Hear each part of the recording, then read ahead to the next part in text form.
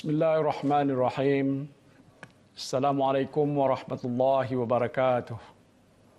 Allahu Akbar, Allahu Akbar, Allahu Akbar walillahil hamd.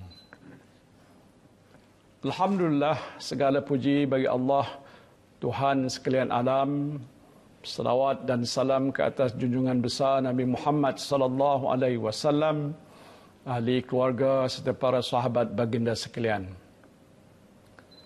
Marilah sama-sama kita merafakkan rasa kesyukuran kehadrat Allah Subhanahu wa taala, kerana dengan taufik dan hidayahnya kita dapat menyambut hari raya Aidul Adha pada tahun ini, walaupun kita masih berada dalam fasa pemulihan selepas negara dilanda wabak COVID-19 semenjak lebih setahun yang lalu. Pada ketika ini, ada di kalangan kita yang telah kehilangan ahli keluarga dan sahabat tersayang akibat COVID-19 dan masih ramai yang sedang menerima rawatan akibat jangkitan virus tersebut. Marilah kita bersama-sama membacakan Ummul Kitab dengan niat pahalanya diserkahkan pada mereka yang telah pulang ke rahmatullah, dan semoga dengan keberkatan bacaan ini mereka yang sedang sakit dikurniakan Allah Subhanahu wa taala kesembuhan segera. Al-Fatihah. Bismillahirrahmanirrahim. Alhamdulillahirabbil alamin arrahmanir rahim maliki yaumiddin. Iyyaka na'budu wa iyyaka nasta'in. Ihdinas siratal mustaqim. Siratal ladzina an'amta 'alaihim ghairil maghdubi 'alaihim waladdallin. Amin. Saudara dan saudari yang saya kasihi sekalian, sambutan Aidul Adha ini memberikan ruang untuk kita menghayati nilai pengorbanan yang tinggi yang diperintahkan Allah Subhanahu wa taala dan melalui contoh ikutan junjungan besar Rasulullah sallallahu alaihi wasallam. Hikmah sambutan Aidul Adha ini juga mengingatkan kita kembali kepada peristiwa Nabi Ibrahim alaihissalam yang diuji oleh Allah Subhanahu wa taala, yang diperintah menyembelih anaknya iaitu Nabi Ismail alaihi salam, sebagaimana yang dinyatakan dalam surah As-Saffah ayat 102. Falamma balagha ma'ahu as-sa'ya qala ya bunayya inni ara fil manami anni asbahuka fanzur madza tara. Qala ya abati af'al ma tu'maru satajiduni insyaallahu minas sabirin. Maksudnya, maka tatkala anaknya itu sampai ke peringkat umur yang membolehkan dia berusaha bersama-sama dengannya, Nabi Ibrahim berkata, "Wahai anakku, sesungguhnya aku bermimpi bahawa aku menyembelihmu. Maka fikirkanlah bagaimana pendapatmu." Dia, yakni Ismail, menjawab, "Wahai ayahku, lakukanlah apa yang diperintahkan Allah kepadamu. Dengan kehendak Allah, engkau akan mendapatiku termasuk daripada kalangan orang yang sabar." Bukti ketaatan Nabi Ibrahim alaihissalam dan Nabi Ismail alaihissalam dalam melaksanakan perintah Allah ini adalah penzahiran keteguhan keimanan mereka terhadap Allah Subhanahu wa taala. Peristiwa pengorbanan yang dilakukan oleh Nabi Ibrahim alaihissalam dan Nabi Ismail alaihissalam ini memberikan makna yang amat besar, khususnya kepada kita umat Islam. Bentuk pengorbanan yang tinggi juga sedang ditunjukkan khususnya para petugas barisan hadapan daripada kalangan kaki tangan kesihatan, keselamatan, penjawat awam maupun sukarelawan dan NGO dalam kita masih lagi berusaha melawan wabak COVID-19 yang melanda negara semenjak lebih setahun yang lalu. Saya sangat menghargai pengorbanan ini dan saya doakan agar pengorbanan saudara dan saudari petugas barisan hadapan malah pengorbanan seluruh rakyat secara umumnya akan dikurniakan ganjaran terbaik di sisi Allah Subhanahu wa taala.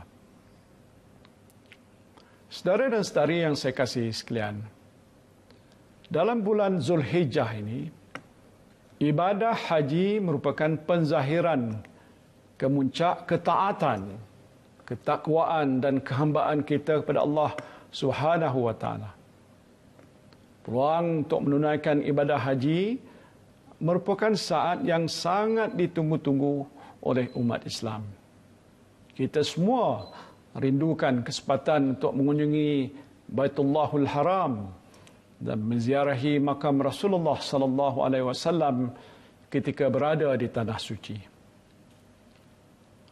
Namun pada tahun ini kita terpaksa menangguhkan semua urusan berkaitan operasi musim haji kerana kita akur dengan keputusan muktamad pihak berkuasa Arab Saudi yang tidak membenarkan jemaah negara luar termasuk Malaysia ke tanah suci atas faktor ancaman kesihatan lantaran wabak COVID-19 yang masih berleluasa. Saya faham bahawa ramai di kalangan kita yang berasa amat sedih dengan berita ini. Namun saya percaya saudara-saudari telah menerima ketentuan ini dengan penuh reda, sabar dan melapang dada. Semoga pada tahun hadapan Allah Subhanahu wa taala akan mengizinkan umat Islam di Malaysia untuk kembali mengerjakan haji insya-Allah. Bersempena dengan Hari Raya Aidul Adha yang bermula esok dan hari-hari tasyrik 11 sehingga 13 Zulhijjah ini, saya yakin ramai dalam kalangan kita akan melaksanakan ibadah korban, iaitu suatu ibadah yang sangat dituntut dalam Islam melalui penyembelihan binatang ternakan. Firman Allah Subhanahu wa taala dalam surah Al-Kautsar, "Inna a'tainakal kautsar fashalli li rabbika wanhar, inna syani'aka huwal abtar." Maksudnya, sesungguhnya kami telah mengurniakan padamu, wahai Muhammad, kebaikan yang banyak di dunia dan di akhirat. Oleh itu, kerjakanlah sembahyang kerana Tuhanmu semata-mata dan sembelihlah korban sebagai bersyukur. Sesungguhnya, orang yang bencikan engkau, dialah yang terputus dari mendapat sebarang perkara yang diingininya. Pelaksanaan ibadah korban kali ini mungkin sedikit berbeza dengan kaedah sebelumnya tertakluk kepada pematuhan garis panduan yang ditetapkan oleh Jabatan Agama Islam Negeri dan Jabatan Veterina. Panduan dan SOP yang dikeluarkan pihak berkuasa perlu kita patuhi kerana adalah semata-mata untuk memenuhi tuntutan syarak dalam melindungi nyawa kita daripada bahaya COVID-19. Saya doakan agar dalam keadaan kita masih diuji wabak COVID-19 ini, kita akan dapat melaksanakan ibadah korban dengan penuh penghayatan dan keinsafan. Mudah-mudahan Allah Subhanahu wa taala menerima segala amal pengorbanan dan kebajikan kita. Dalam tempoh fasa pemulihan ini, kerajaan telah menguatkuasakan beberapa larangan tertentu mengikut SOP Majlis Keselamatan Negara. Ini bermakna saudara dan saudari perlu terus berada di rumah dan menyambut Aidul Adha dengan keluarga di rumah secara sederhana. Namun begitu, saya percaya kemeriahan sambutan ini tetap dirasakan. Namun, berita baiknya ialah kita membenarkan pelaksanaan solat sunat Aidul Adha dan solat Jumaat dengan diperluaskan kuantitinya kepada 50 orang. Walau bagaimanapun, pihak berkuasa agama Islam negeri akan menetapkan SOP mengikut kesesuaian di negeri atas perkenan sultan-sultan di negeri-negeri. Dalam tempoh beberapa bulan saja lagi, negara kita akan dapat mencapai matlamat imuniti kelompok berdasarkan kelancaran pemberian vaksin COVID-19 yang sedang berjalan di seluruh negara ketika ini. Setakat ini, Pusat Pemberian Vaksin atau PPV telah secara konsisten mencapai lebih 400,000 dos sehari, yang meletakkan negara di landasan yang betul untuk mencapai sasaran imuniti kelompok menjelang akhir tahun ini, insya-Allah. Namun begitu, saya berharap agar saudara dan saudari mengekalkan disiplin dan kepatuhan terhadap SOP. Ketika ini kita masih tidak diizinkan melakukan aktiviti merentas negeri dan saling menziarahi.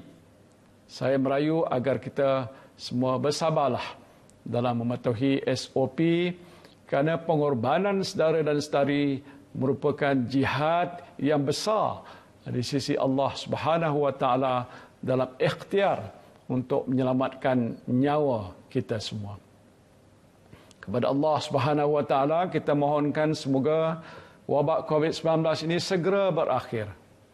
Dan sesungguhnya pertolongan dan rahmat Allah itu bersama hamba-hambanya yang sentiasa berusaha gigih, bersabar dan bertawakal. InsyaAllah kita akan berjaya. Mengakhiri ucapan ini, saya, isteri dan seisi keluarga mengucapkan Selamat Hari Raya Aidul Adha 1442 Hijri pada seluruh umat Islam di Malaysia, khususnya kepada barisan petugas hadapan yang telah mengorbankan masa dan tenaga mereka demi untuk memastikan keselamatan dan kesihatan kita semua. Maaf zahir dan batin. Allahu Akbar, Allahu Akbar, Allahu Akbar walillahil hamd. Wabillahi taufiq wal hidayah. Assalamualaikum warahmatullahi wabarakatuh.